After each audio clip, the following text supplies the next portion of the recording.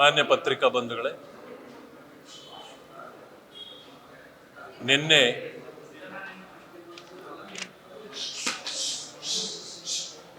ಬೆಳಗಾವಿಯಲ್ಲಿ 100 ವರ್ಷಗಳ ಮಹಾತ್ಮ ಗಾಂಧಿಯವರ ಎಐಸಿಸಿ ಅಧ್ಯಕ್ಷರಾಗಿದ್ದನ್ನು ಕೊಂಡಾಡುವ ಕಾರ್ಯಕ್ರಮ ಇತ್ತು. ಕಾಂಗ್ರೆಸ್ನವರು ಅಲ್ಲಿ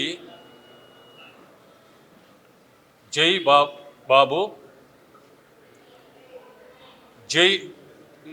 ಜೈ ಭೀಮ್, ಜೈ ಸಂವಿಧಾನ ಮೂರಕ್ಕೂ ಹೋಲಿಕೆ ಇರಲಿಲ್ಲ. ಆ ಮೂರಕ್ಕೂ ಇವತ್ತಿನ ಕಾಂಗ್ರೆಸ್ ವಿರುದ್ಧವಾಗಿದೆ. ಇದನ್ನು ನಾನು ನಿನ್ನೆಯೂ ಕೂಡ ಹೇಳಿದ್ದೆ. ಅಂಬೇಡ್ಕರ್ ಅವರನ್ನ ಸೋಲಿಸಿ ಅಪಮಾನ ಮಾಡಿ ಅವರ ಜೀವಿತಾವಧಿಯಲ್ಲಿ ನೋಯಿಸಿ ಇವತ್ತು ಅಂಬೇಡ್ಕರ್ ಅವರೇ ನಮ್ಮ ಅಸ್ಮಿತೆ ಅನ್ನೋ ರೀತಿ ಕಾಂಗ್ರೆಸ್ ಮಾತಾಡ್ತಾ ಇರೋದು ಇದೊಂದು ರೀತಿಯ ದುರ್ದೈವದ ಸಂಗತಿ. ಬಾಪು ಹೆಸರು ಹೇಳಿ ಮಹಾತ್ಮ ಗಾಂಧಿಯನ್ನ ಬಿಟ್ಟು ನಕಲಿ ಗಾಂಧಿಗಳು ಇವತ್ತು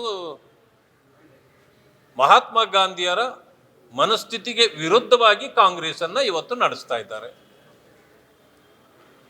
ಸಂವಿಧಾನಕ್ಕೆ ದ್ರೋಹ ಬಗೆದು ಅಪಮಾನ ಮಾಡಿ ಸಂವಿಧಾನವನ್ನು ತಿದ್ದಿ ಎಲ್ಲ ಮಾಡಿ ಸ್ವಾರ್ಥಕ್ಕಾಗಿ ಸಂವಿಧಾನವನ್ನೇ ಸಂಹಾರ ಮಾಡಿದ ಕಾಂಗ್ರೆಸ್ಸು ಇವತ್ತು ಸಂವಿಧಾನದ ರಕ್ಷಕರು ನಾವೇ ಅಂತ ಹೇಳ್ತಕ್ಕಂಥ ಇದು ಒಂದು ಡಬಲ್ ಸ್ಟ್ಯಾಂಡರ್ಡ್ ರಾಜಕೀಯವನ್ನು ಎತ್ತಿ ತೋರಿಸ್ತದೆ.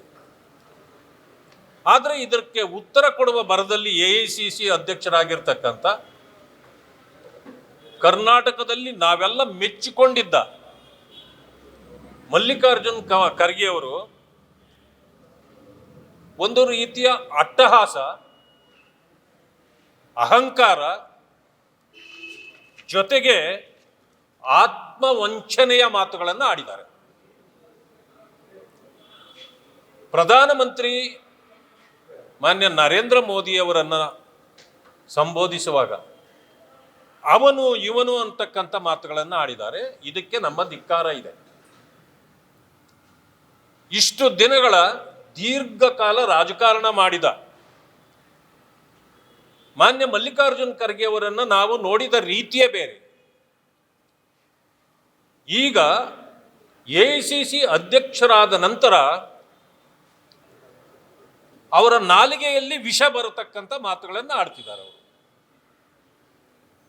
ಅವರ ನಾಲಿಗೆಗೆ ಯಾಕೆ ವಿಷ ಬಿತ್ತು? ಇದು ಪ್ರಶ್ನಾರ್ಥಕ ಚಿಹ್ನೆಯಾಗಿ ಉಳಿದಿದೆ. ಇವರು ಯಾಕೆ ಇವತ್ತಿನ ದಿವಸ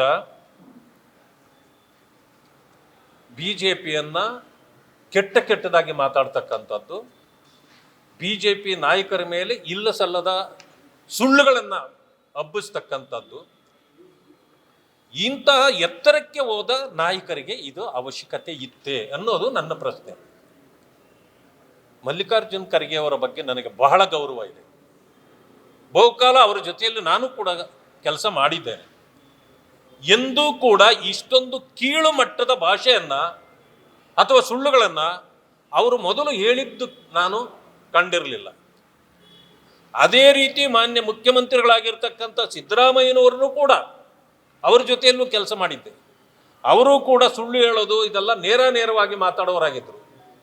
ಆದರೆ ಅಧಿಕಾರದ ಹಪಾಹಪಿಗೆ ಬಿದ್ದು ಇವರಿಬ್ಬರೂ ಕೂಡ ಒಬ್ಬರನ್ನೊಬ್ಬರು ಮೀರಿಸುವ ರೀತಿಯಲ್ಲಿ ಸುಳ್ಳುಗಳನ್ನು ಹೇಳೋವಂಥದ್ದು ಮತ್ತೆ ಮೂದಲಿಸ್ತಕ್ಕಂಥದ್ದು ಇದು ಸರಿಯಾದ ಕೆಲಸ ಅಲ್ಲ.